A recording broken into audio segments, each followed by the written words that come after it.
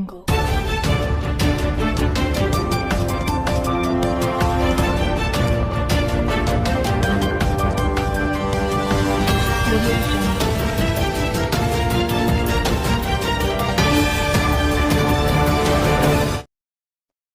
To మన Bheemili news. ముందుగా బులెటిన్లో హెడ్లైన్స్.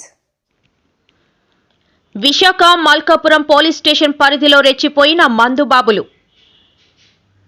కాకినాడ సెజ్ పోర్ట్ ఆక్రమణల కేసులో జగన్ను A1 గా FIRలో CID చేర్చాలని aquaculture authority chairman Anam Venkata Ramana Reddy demand. Visakha NAD ఉద్యోగులు సత్యాగ్రహ దీక్ష.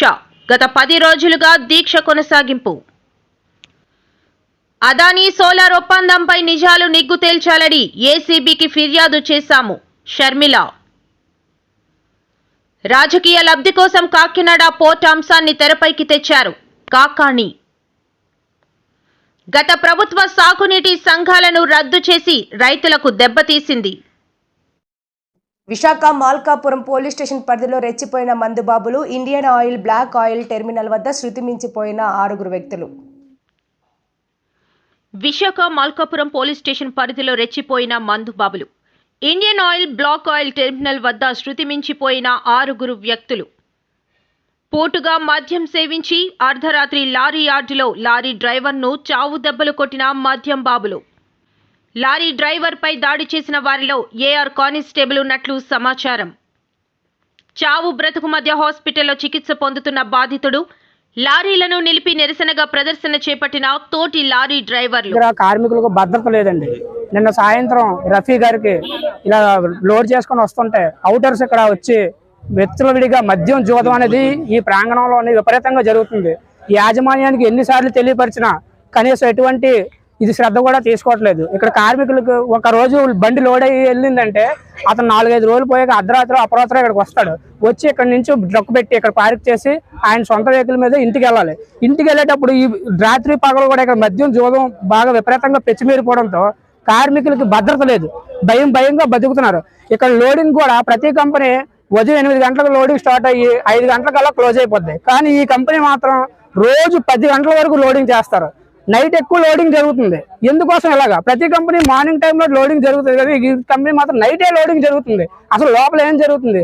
లోపల మాత్రం కాటాలు పనిచేయవు, ర్యాంపుల మీద అసలు సామగ్రి కూడా సరిగ్గా పనిచేయదు. ఎన్నిసార్లు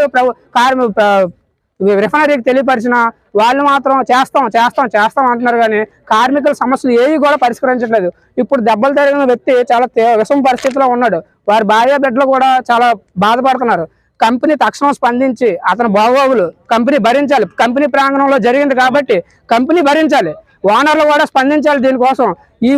ఈ రోజు కానీ ఈ సమస్య సాల్వ్ కాకపోతే 3 కంపెనీలు HPCL పెట్రోల్ కంపెనీలు IOCలు కూడా రేపు నుంచి మేము సమ్మె చేస్తాం.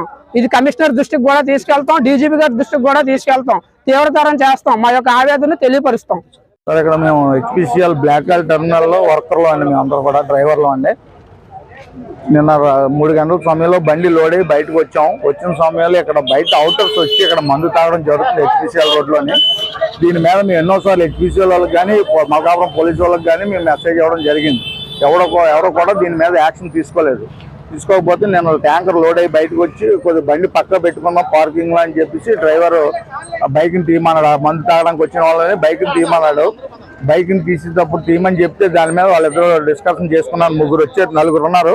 ఆ 4 కూడా మా డ్రైవర్ మీద డిస్కషన్ చేశారు. అదేటయ్యా బండి తీయమంటే గొడవ పడతారని చెప్పేసి గట్టి మాట్లాడారు. దాన్ని మాట్లాడితే అందులో ఒక కానిస్టేబుల్ కూడా ఉన్నారు. ఆ 4లో కూడా ఒక కానిస్టేబుల్ కూడా ఉన్నారు. ఆయన సస్పెండ్ అయిన దాంట్లో కానిస్టేబుల్ కూడా ఉన్నాడు 5లోని. ఆ కానిస్టేబుల్ వచ్చి వెనకాల మా డ్రైవర్ మీద ఏమో రాయి తీసుకుని, ఆ మధ్యలో ఉన్న రాయిని తీసుకుని బుర్ర మీద కొట్టడం జరిగింది. బుర్ర మీద కొట్టినట్టు ఆయనకి చెవంట ముక్కంట బ్లడ్లు కావడం జరిగింది. ఏమంటే పక్కన పడిపోయాడు. పక్కన పడిపోయి ఈలోపు మిగతా మా కార్యక్రమం అందరికీ తెలిసిన తర్వాత మేము మెసేజ్ తెలుసుకుని అక్కడ రావడం జరిగేసరికి వీళ్ళు పారిపోయారండి. 4 కూడా పారిపోయారు. 5 మొత్తం 5 పారిపోయారు. పారిపోయిన తర్వాత మేము HPCL వాళ్ళకి మెసేజ్ ఇచ్చాం. మా యూనియన్ వర్కర్స్ యూనియన్ సెక్రటరీ గారికి ప్రెసిడెంట్ గారికి కూడా మెసేజ్ ఇచ్చాం. వీళ్ళందరూ వచ్చి పోలీస్ స్టేషన్కి వెళ్ళి కంప్లైంట్ ఇవ్వడం జరిగింది. ఇప్పుడు ఆ కుర్రాడి పరిస్థితి RK హాస్పిటల్లో ఉన్నాడు. ఇప్పుడు ఆ కుర్రాడిని కొట్టినందుకు మేము వాళ్ళ మీద కేసు పెట్టాము. నెక్స్ట్ తదుపరి ఇక మీద కూడా మాకు ఏరియాలో కానీ ఎటువంటి అలౌట్ చేయకుండా అలాంటి మనుషుల్ని ఒక సెక్యూరిటీని కానీ ఇక్కడ లేకపోతే ఒక గేట్ కానీ లేకపోతే ఒక కానిస్టేబుల్ పోలీసు వాళ్ళు కానీ తిరగడం జరగాలి మాకు. దానికి అది ఏం చేయాలనేది వాళ్ళు ఆలోచించాలి. మా హెచ్పిసిఎల్ వాళ్ళకి చెప్పడం జరిగింది. వాళ్ళైతే యాజమాన్యం ఎవరో కూడా కింద దిగి రాలేదు.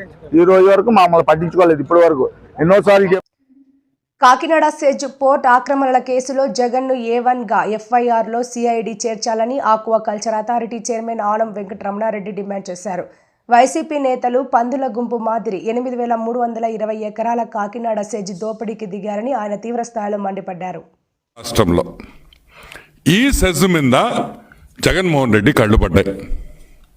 ఎందుకంటే ధనవంతుడు ఎంత ధనం ఉందని ఆ రోజుల్లో ఆవులు ఎంత ఉన్నాయంటే పెద్దరెడ్డో లేకపోతే పెద్ద మనిషో ధనవంతుడో అని చెప్పేవాళ్ళు.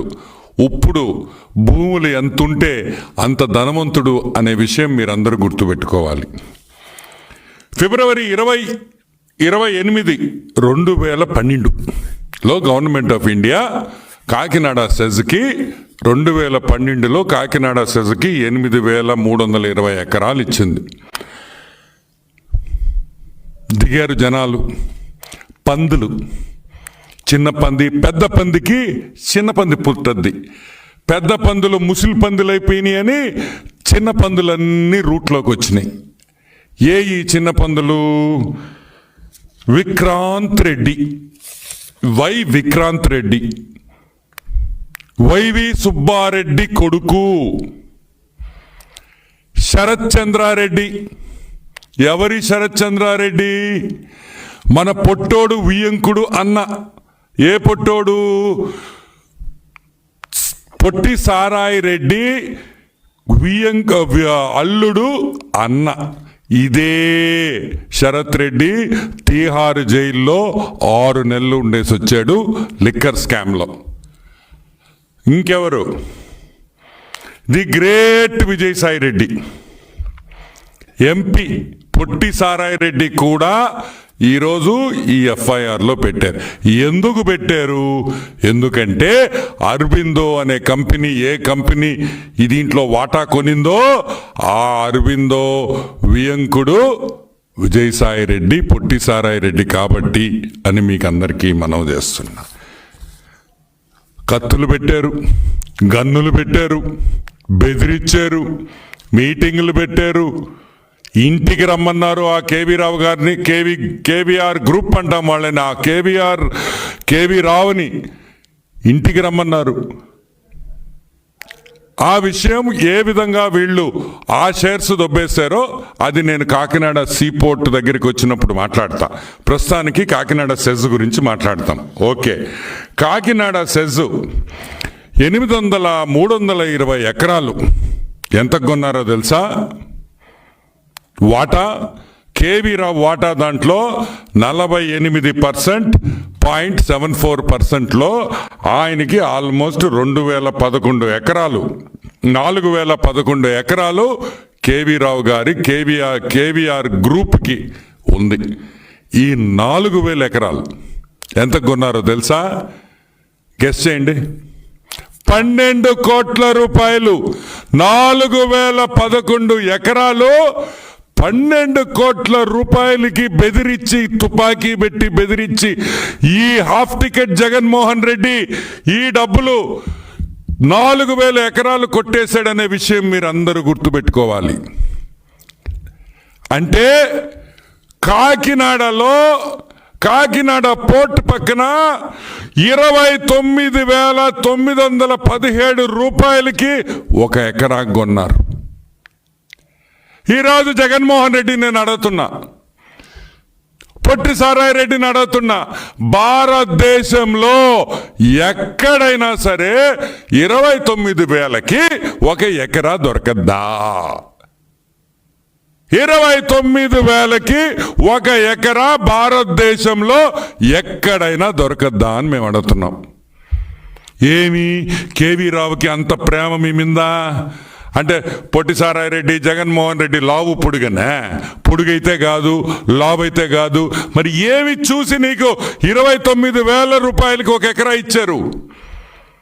నీలో ఏముందని? విశాఖ NAD ఉద్యోగుల సత్యాగ్రహ దీక్ష గత 10 రోజులుగా దీక్ష కొనసాగింపు. 36 మంది పైన సస్పెండ్, 6 పైన కేసులు విధించారు. ఈ నెల 8వ తేదీన బైక్ ర్యాలీ నిర్వహించాలని కమిటీ నిర్ణయం తీసుకున్నాం. మిగతా కార్మిక సంఘాలకు పిలుపు. ఎన్ఏడి ఉద్యోగులు సత్యాగ్రహ దీక్ష. గత 10 రోజులుగా దీక్ష కొనసాగింపు. 36 మంది పైన సస్పెండ్, 6 పైన కేసులు విధించారు. ఈ నెల 8వ తేదీన బైక్ ర్యాలీ నిర్వహించాలని కమిటీ నిర్ణయం తీసుకున్నాం. మిగతా కార్మిక సంఘాలకు పిలుపు. కార్మికులు ఇప్పటి వరకు చేసిన అదనపు ఛార్జీలు ఓటీ పేమెంట్ను వెంటనే చెల్లించాలని డిమాండ్ చేశారు. విశాఖ జిల్లా సాకేతపురం ఎన్ఏడి కార్మికులు సత్యాగ్రహ దీక్ష కార్యక్రమం కార్యాలయం వద్ద చేపట్టారు. అన్యాయంగా 36 మంది ఉద్యోగులను చీఫ్ జనరల్ మేనేజర్ సస్పెన్షన్ చేయడం అన్యాయం అంటూ మండిపడ్డారు. 36 మందిని వెంటనే విధుల్లోకి తీసుకోవాలని మిగిలిన ఉద్యోగులందరూ సంఘీభావం తెలిపి దీక్షలో పాల్గొన్నారు. ఎన్ఏడిలో గత 20 సంవత్సరాలుగా ఏదైతే కార్మికులు చేస్తున్నటువంటి ఓటీ నెలకు 38 గంటలే బుక్ చేస్తారో, అంతకంటే అదనంగా ఓటీ చేస్తే దాన్ని 20 స్టోరేజ్ ఓటీగా ఉంచుతారు. ఓటీ లేని కాలంలో వాటిని ఇచ్చేటటువంటి ఆనవాయితీ డాక్యార్డ్లో కానీ ఎన్ఏడిలో కానీ గత 20 సంవత్సరాలుగా కొనసాగుతుంది. కొత్తగా బాధ్యతలు చేపట్టినటువంటి సీజీఎం గారు నవంబరు 1 నుండి దాన్ని ఇచ్చేదానికి నిరాకరించారు. డైలీగా ఇచ్చేటటువంటి ఓటీల మీద కూడా సంతకం చేయడం మానేవేశారు. సూపర్వైజర్స్ నుండి జనరల్ మేనేజర్ వరకు సీజీఎం గారికి వెళ్ళి చట్టబద్ధంగా వాళ్ళు చేసినటువంటి ఓటీని వాళ్ళకి ఇవ్వడం చట్టసమ్మతం ఇవ్వండి అని చెప్పి అడిగారు. అడిగిన సీజీఎం గారు ఇచ్చేదానికి సిద్ధపడ్డారు. 15వ తేదీని కార్మికులు లేబర్ ఆఫీసర్ దగ్గరికి వెళ్ళి వారి సమస్యను విన్నవించుకుంటే లేబర్ ఆఫీసర్ గారు సీజీఎం గారితో మాట్లాడారు. సీజీఎం గారు లేబర్ ఆఫీసర్ మాట వినలేదు, జనరల్ మేనేజర్ మాట వినలేదు. ఆ నేపథ్యంలో కార్మికులు ఎలాగైనా దీన్ని బుక్ చేయాలని యూనియన్లు సంప్రదించినప్పుడు యూనియన్లు లేబర్ ఆఫీసర్ కలిసి వెళ్ళి సంప్రదించిన సమస్య పరిష్కారం కాలేదు. జనరల్ మేనేజర్ గారు సమక్షంలోనే ఇతర అధికారులు కూడా ఉంటుండగానే యూనియన్లు సక్రమంగా రిపోర్ట్ చేయడం లేదు, మాతో డిస్కస్ అయినటువంటి అంశాలని కార్మికులకి తప్పుడు సమాచారం ఇస్తున్నారు కనుక కార్మికులు అంగీకరించడం లేదు. నేను చెప్తాను డైరెక్ట్గా కార్మికులు తీసుకురండి అని కార్మికులు ఆహ్వానించింది సీజీఎం గారు. మధ్యాహ్నం 3:30కి లేబర్ ఆఫీసర్ గారు, యూనియన్లు, ఇతర అధికారులతో పాటు కార్మికులు సీజీఎం గారు ఆఫీస్కి వెళ్ళారు. సీజీఎం గారు చట్ట ప్రకారం ఏదైతే స్టోరేజ్ ఓటీ ఉందో ఇవ్వడం సాధ్యం కాదని చెప్పారు. మీరు చట్టం గురించి చెప్తున్నారు, మీరు వచ్చిన తర్వాత కూడా ఎన్ఏడిలో 12 రాత్రి 8 గంటల తర్వాత డ్యూటీ చేయించినటువంటి రోజులు ఉన్నాయి. ఫుల్ నైట్లు. ఆదాని సోలార్ ఒప్పందంపై నిజాలు నిగ్గు తేల్చాలని ఏసీబీకి ఫిర్యాదు చేసినట్లు ఏపీసీసీ చీఫ్ వైఎస్ షర్మిల తెలిపారు. 2021లో ఆదాని జగన్కు మధ్య సోలార్ పవర్ డీల్ కుదిరిందని స్పష్టమైందన్నారు. అన్ని ఆధారాలతో ఛార్జీ షీట్ ఫైల్ చేసి ట్రయల్ కూడా అమెరికాలో మొదలు పెడుతున్నామన్నారు. మన దేశం రాష్ట్రాలలో అవినీతి బయటపెట్టే సంస్థలు లేవా అని ప్రశ్నించారు. మరి ఇంత అవినీతి మన రాష్ట్రమో మన దేశమో ఎందుకు బయట పెట్టలేదు? మన దేశంలో దర్యాప్తు సంస్థలు లేవా? మన దేశంలో అవినీతి జరిగింది అన్న విషయం బయట పెట్టే సంస్థలే లేవా? ఆ రోజుల్లోనే 2021లోనే ఇప్పుడు అధికారంలో ఉన్న టీడీపీ పార్టీకి చెందిన ఇప్పటి మంత్రి పయావులు కేశవ్ గారు, అమ్మా పేపర్ ఇవ్వండి, పయావులు కేశవ్ గారు ఈ సోలార్ పవర్ డీల్లో అన్యాయం జరుగుతుంది అని హైకోర్టులో పిటిషన్ కూడా వేశారు. అదానీ మధ్య, జగన్మోహన్ రెడ్డి గారి మధ్య ఆంధ్ర రాష్ట్రం తరపున సెకీతో చేసుకున్న డీలులో పెద్ద కుంభకోణమే ఉంది, ఈ భారం మొత్తం ఆంధ్ర రాష్ట్ర ప్రజల మీద పడబోతుంది అని ఇది పయావుల్ కేశవ్ గారు హైకోర్టులో వేసిన కేసుకు సంబంధించిన పేపర్. అంటే దీని అర్థం టీడీపీ పార్టీకి 2021లోనే తెలుసు అవినీతి జరిగింది అని. 2021లోనే టీడీపీ పార్టీ చేసుకోవాల్సిన ఇన్వెస్టిగేషన్ చేసుకున్నారు. వాళ్ళ ఇన్వెస్టిగేషన్లో తేలిన దాని ప్రకారం ఎన్ని పేజీలమ్మా? 1300 పేజీల రిపోర్ట్. 1300 పేజీలతో కూడిన ఈ పిటిషన్ని పయావుల్ కేశవ్ గారు ఆ రోజే వేయటం జరిగింది. ఇదే డీల్ మీద అదానీ అనేవాడు అదానీ గ్రీన్ సోలార్ పవర్ అమ్మటానికని ఆంధ్ర రాష్ట్ర ముఖ్యమంత్రి జగన్మోహన్ రెడ్డి గారితో చేసుకున్న డీల్ అని, ఇది కుంభకోణం అని ఆ రోజే పయావుల్ కేశవ్ గారు కేసు వేయటం జరిగింది. మరి చంద్రబాబు గారికి, తెలుగుదేశం పార్టీకి ఇంత స్పష్టంగా తెలిసిన విషయం, అది కూడా 2021లోనే తెలిసిన విషయం, ఇంత అవినీతి జరిగింది అని, ఇది ఒక పెద్ద కుంభకోణము అని. మరి ఇంతవరకు ఎందుకు ఏమీ చేయటం లేదు? ఇప్పుడు అదే చంద్రబాబు గారు అధికారంలో ఉన్నారు, ఇదే పయావుల్ కేశవ్ గారు మంత్రిగా ఉన్నారు. మరి ఇప్పుడు వీళ్ళు ఏం చేస్తున్నట్టు? వాస్తవానికి ఆలోచించాల్సింది ఏమిటంటే, ఇక్కడ నష్టపోయేది ఎవరో కాదు, నష్టపోయేది నాయకులు కాదు, నష్టపోయేది అదానీ కాదు, నష్టపోయేది జగన్మోహన్ రెడ్డి గారు కాదు, చంద్రబాబు గారు అంతకంటే కాదు. నష్టపోయేది ఇక్కడ ఆంధ్ర రాష్ట్ర ప్రజలు. పక్క రాష్ట్రంలో ₹99 ఇదే పవర్ సప్లై డీలు చేసుకుంటే, ఆంధ్ర రాష్ట్రంలోని అప్పటి ముఖ్యమంత్రి జగన్మోహన్ రెడ్డి గారు మాత్రం ₹2.49 డీల్ చేసుకున్నారు. అంటే 50 పైసలకు ఎక్కువ డీల్ చేసుకున్నారు. అది కూడా 25 సంవత్సరాల కోసం ఒకటే లాకిన్, ఇదే ప్రైస్ను లాకిన్ చేశారు. ఒకప్పుడు సోలార్ పవర్ కొనాలి అంటే, పోనీ తయారు చేయాలి అన్నా సోలార్ ప్యానెల్సే చాలా ఖరీదయ్యేవి. ఆ రోజుల్లో సోలార్ పవర్ యూనిట్ ధర ప్రొడ్యూస్ చేయాలంటే ₹10 అయ్యేది. ఆ రోజుల్లో ₹10కో ₹11కో రాష్ట్రాలు కొనుక్కునేవాళ్ళు. కానీ ఆ ధరలు తగ్గి క్రమంగా తగ్గుతూ వస్తే ఆఖరికి ఇప్పుడు ₹1.99. రాజకీయ లబ్ధి కోసం కాకినాడ పోర్ట్ అంశాన్ని తెరపైకి తెచ్చారని కాకాని గోవర్ధన్ రెడ్డి మండిపడ్డారు. ఆయన మీడియాతో మాట్లాడుతూ చంద్రబాబు ప్రభుత్వం వైఫల్యాలతో కొట్టుమిట్టాడుతోందన్నారు. ప్రజల దృష్టి మళ్లించడానికి కుట్రలు చేస్తూ పాత కేసులతో ప్రశ్నించే వారిని వేధిస్తున్నారని ధ్వజమెత్తారు.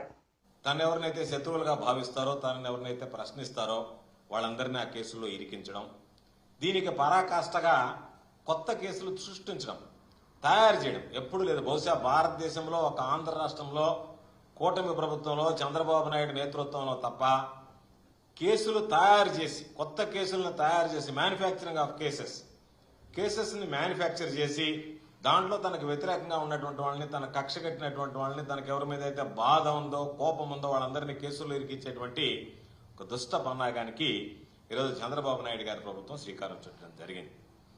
ఈరోజు చంద్రబాబు నాయుడు అనేక విషయాలు రోజు మనం పేపర్లో చూస్తున్నాం. ఈరోజు కాకినాడ పోర్టు విషయానికి సంబంధించి పుంకాలుగా తన అనుకూల మీడియా ద్వారా ఈరోజు ప్రచారం చేయించడం, ఇది రాజకీయ లాభం కోసం తప్ప మరొక పరిస్థితి కాదు. ఈరోజు జగన్ గారి మీద అనేక రకాలైనటువంటి ఆరోపణలు చేయడంతో పాటు దానికి సంబంధించి కాకినాడ పోర్టు విషయంలో రాజకీయ లబ్ధి కోసం సుబ్బారెడ్డి గారి అబ్బాయి మీద, ఆయన కుమారుడి మీద, సాయిరెడ్డి గారి మీద, వీళ్ళందరి మీద ఏదో ఒక విధంగా ఒక తప్పుడు ఆరోపణలు చేసి వాటిల్ని ఎవరో ఒకరి దగ్గర తప్పుడు ఆరోపణలు చేయించి వాటి ఆధారంగా, ఆ ఫిర్యాదుల ఆధారంగా ఈరోజు కేసులు నమోదు చేసేటువంటి ఒక దుష్ట సాంప్రదాయానికి చంద్రబాబు నాయుడు గారు ఓడిగట్టడం జరిగింది. జగన్ గారి మీద, అదేవిధంగా మల్టీనేషనల్ కంపెనీ అరబిందోకు సంబంధించినటువంటి కంపెనీ మీద బురద చల్లడానికి చంద్రబాబు నాయుడు గారు ఒక పథకం ప్రకారం ఒక ప్లాన్ వేశారు. దానిని ముందు రేషన్ బియ్యం, కాకినాడ పోర్టుకు సంబంధించి రేషన్ బియ్యం స్మగ్లింగ్ అన్నారు. ఆ తర్వాత అరబిందోకు సంబంధించి కాకినాడ పోర్టులో వాటాలు కొనుగోలు చేశారు కాబట్టి ఇష్ట ప్రకారం స్మగ్లింగ్ జరుగుతుందని చెప్పని ఒక వార్తల్ని వ్యాప్తి చేయించారు. ఆ తర్వాత చివరికి ఆ పోర్టు లాక్కున్నారనేటువంటి దాని మీద కేసు పెట్టించి ఈరోజు ఏదో ఒక విధంగా ఆ కేసులో వీళ్ళందరినీ ఇరికించాలనేటువంటి ఒక ప్రయత్నం చేశారు. ఒక అబద్ధాన్ని సృష్టించడం, దాన్ని ఏదో ఒక విధంగా వ్యాప్తి చేసి జనాల దృష్టి మరల్చి జగన్మోహన్ రెడ్డి గారి మీద నిందలు వేయడం, తనకు అనుకూలమైనటువంటి వ్యక్తుల చేత వైఎస్ఆర్ కాంగ్రెస్ పార్టీకి సంబంధించినటువంటి నాయకుల మీద తప్పుడు కేసులు పెట్టించి అధికార దుర్వినియోగానికి పాల్పడడం అనేటువంటిది చంద్రబాబు నాయుడు గారికి నిత్యకృత్యంగా మారిపోయింది. ఈరోజు ఒక్కసారి ఈ పోర్టు గురించి చూస్తే, కాకినాడ సీ పోర్ట్ ఏదైతే ఉందో దీనికి స్వర్గీయ విజయభాస్కర్ రెడ్డి గారు ముఖ్యమంత్రిగా ఉన్నప్పుడు శ్రీకారం చుట్టాడు, ప్రారంభించాడు. ఆ తర్వాత ఎన్టీ రామారావు గారు దాన్ని కొనసాగించారు. ఎన్టీ రామారావు గారికి వెన్నుపోటు పొడిచినటువంటి చంద్రబాబు నాయుడు గారు అధికారంలోకి వచ్చిన తర్వాత ప్రభుత్వ రంగ సంస్థ ఆస్తులన్నీ కూడా దాదాపుగా 52 పైగా సంస్థలను అమ్మేసి తనకు సంబంధించినటువంటి మనుషులందరికీ కట్టబెట్టడం జరిగింది. ఆ భాగంలోనే కాకినాడ పోర్టుకు సంబంధించి ఆయనకు సంబంధించినటువంటి వ్యక్తి గత ప్రభుత్వ సాగునీటి సంఘాలను రద్దు చేసి రైతులకు దెబ్బతీసింది. కానీ మా ప్రభుత్వం మళ్లీ వచ్చి సాగునీటి సంఘాలను ఏర్పాటు చేసి వ్యవసాయ రంగానికి కొత్త రూపు తెస్తోందని మంత్రి నిమ్మల అన్నారు. ఆంధ్రప్రదేశ్ రాష్ట్రంలో సాగునీటి సంఘాల ఆవశ్యకత, ప్రాధాన్యత మీ అందరికీ కూడా తెలుసున్నది. ఎందుకంటే విడిపోయినటువంటి యొక్క నవ్యాంధ్రప్రదేశ్ రాష్ట్రానికి వ్యవసాయం, రైతాంగం ఈవేళ అత్యంత ప్రాణం అనే విషయం కూడా గుర్తుపెట్టుకోవాల్సిన అవసరం ఉంది. ఇటువంటి స్థితిలో అటువంటి వ్యవసాయాన్ని రక్షించుకోవాలి, రైతాంగాన్ని కాపాడుకోవాలనేటువంటి ఆలోచనతో గతంలో తెలుగుదేశం ప్రభుత్వంలో మరి ఆ రోజు 2015లో మరి ఆఖరుగా ఈ ఆంధ్రప్రదేశ్ రాష్ట్రంలో సాగునీటి సంఘ ఎన్నికలు జరిగినటువంటి పరిస్థితి మీ అందరికీ తెలుసు. మరి తరువాత వచ్చినటువంటి వైఎస్ఆర్సీపీ ప్రభుత్వం 2020లో ఈ యొక్క సాగునీటి సంఘాలను రద్దు చేసినటువంటి పరిస్థితి కూడా ఒక్కసారి గుర్తు చేసుకోవాల్సిన అవసరం ఉంది. సాగునీటి సంఘాలని రద్దు చేయడం అని అంటే వ్యవసాయాన్ని రద్దు చేయడమే. సాగునీటి సంఘాలని రద్దు చేయడం అని అంటే రైతాంగాన్ని రద్దు చేయడమే, వ్యవసాయ శాఖను రద్దు చేయడమే అని చెప్పి ఈవేళ రాష్ట్ర రైతాంగం భావిస్తున్నటువంటి పరిస్థితి. ఎందుకంటే ఏదైతే ఈ యొక్క వ్యవసాయానికి సంబంధించి అత్యంత కీలకమైనటువంటి నీటిపారుదల సంఘానికి సంబంధించినటువంటి యొక్క సాగునీటి సంఘాలలో రైతుల ప్రాతినిధ్యం ఏదైతే ఉందో, రైతుల భాగస్వామ్యం ఏదైతే ఉందో, దానివల్లనే ఆ పనులన్నీ కూడా సక్రమంగా జరుగుతాయి, పర్యవేక్షణ ఉంటుంది, జవాబుదారీతనం ఉంటుంది. అందుకే సాగునీటి సంఘాలు రైతులకు అత్యంత మేలు జరుగుతాయని చెప్పి రైతులు భావిస్తున్నటువంటి తరుణంలో ఆ రోజు వైఎస్ఆర్సీపీ ప్రభుత్వం ఆ నీటి సంఘాలని రద్దు చేసినటువంటి పరిస్థితిని ఇవాళ రైతాంగం అంతా కూడా తీవ్రంగా మరి ఖండించడంతో మరి మొన్న జరిగినటువంటి ఎన్నికల్లో వైఎస్ఆర్సీపీకి ఆ యొక్క 11 సీట్లు ఘోర పరాభవం, ఒక రకంగా ప్రతిపక్ష హోదా కూడా రాకుండా ఫలితాలు వచ్చాయని అంటే రైతు వ్యతిరేక విధానాల వల్లే ఆ యొక్క వైఎస్ఆర్సీపీ ప్రభుత్వానికి అటువంటి పరిస్థితి వచ్చింది.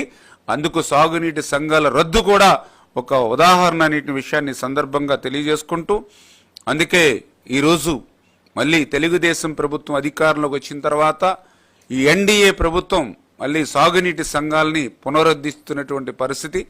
ఆ సాగునీటి సంఘాలకు సంబంధించి మరి వివిధ శాఖలతోటి అందరితోటి కూడా కసరత్తు చేసి ఏదైతే రేపు డిసెంబర్ 14వ తేదీన ఈ యొక్క సాగునీటి సంఘాలు ఎన్నికలు మరి ప్రారంభమవుతాయనే విషయాన్ని కూడా మీ ద్వారా తెలియజేసుకుంటూ, ఈ యొక్క ఎన్నికలు కూడా 3 అంచెల విధానగా ఏదైతే డిసెంబర్ 14న మరి డబ్ల్యూఏ నీటి సంఘం టీసీ, అదేవిధంగా ఆ నీటి సంఘం అధ్యక్ష, అదేవిధంగా ఉపాధ్యక్షుల ఎన్నిక జరుగుతుంది. రెండవ విడతగా మరి ఏదైతే మరి సెకండ్ విడత, అదేవిధంగా థర్డ్ విడత, 3 విడతలుగా మరి వాటరు సంబంధించినటువంటి డిస్ట్రిబ్యూటరీ కమిటీ రెండవ విడతగా, ప్రాజెక్ట్ కమిటీ 3వ విడతగా ఇట్లా ఎన్నికలు ఏదైతే జరుగుతున్నాయో అది డిసెంబర్ 14వ తేదీ నుంచి మరి యొక్క సాగునీటి సంఘ ఎన్నికలు జరుగుతాయని చెప్పేసి కూడా మరి మీ ద్వారా కూడా ఈ సందర్భంగా తెలియజేసుకుంటూ, ఏదైతే చంద్రబాబు నాయుడు గారు కూడా చాలా క్లియర్గా